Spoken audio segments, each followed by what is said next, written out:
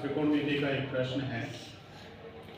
यदि समकोण त्रिभुज ABC में कोण B समकोण है तो sin A cos C tan A का मान ज्ञात कीजिए जब AB बराबर 12 सेंटीमीटर, BC बराबर 5 सेंटीमीटर और AC बराबर 13 सेंटीमीटर हमको दिया हुआ।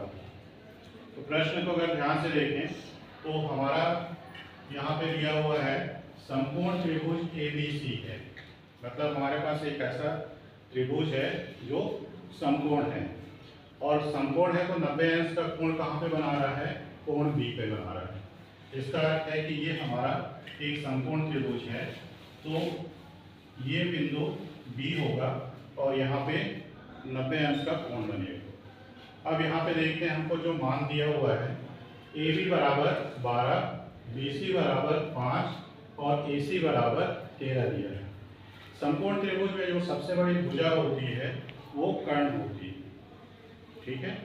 इसका अर्थ है कि AC का जो मान है 13 वो हमारी कर्ण की भुजा होगी। हम ये यहाँ भी ले सकते हैं, ऊपर भी ले सकते हैं।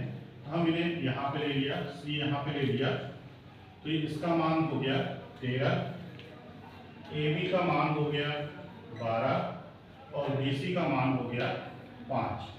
इस तरह से हमारा समकोण त्रिभुज की तीनों भुजाओं का मान निकल चुका है। अब हमारा प्रश्न जो है वो sin A का मान निकालना है। तो समकोण त्रिभुज में जब हम त्रिकोणमिति शुरू किए तब हमने बताया था कि यहाँ पे जो कोण बन रहा है, यहाँ पे कोण A है, तो इसके सामने की जो भुजा होती है वो लंब भुजा होती है। तो यहाँ पे हमारा लंब क्या हो गया? BC, ये 5 हो गया, कर्ण हो गया 13 और AB हो गया आधार। तो हम sin A का मान निकालते हैं। तो sin A बराबर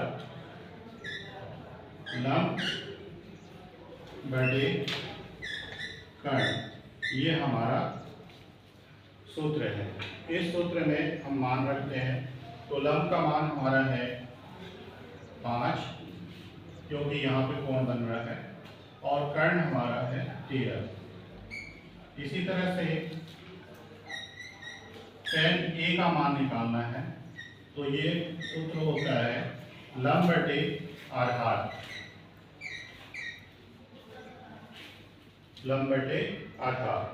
तो हमारा लंब है 5 और आधार है 12। इसके मान को रख देते हैं 5 बटे 12।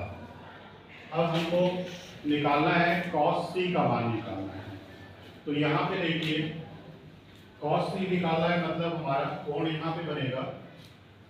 इसी को हम एक दूसरा चित्र बना लेते हैं।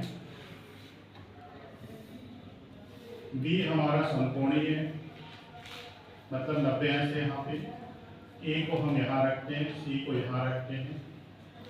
समझने के लिए हम ऐसा कर रहे हैं। तो सबसे बड़ी भुजा कर्ण है, AC 13 ही रहेगा।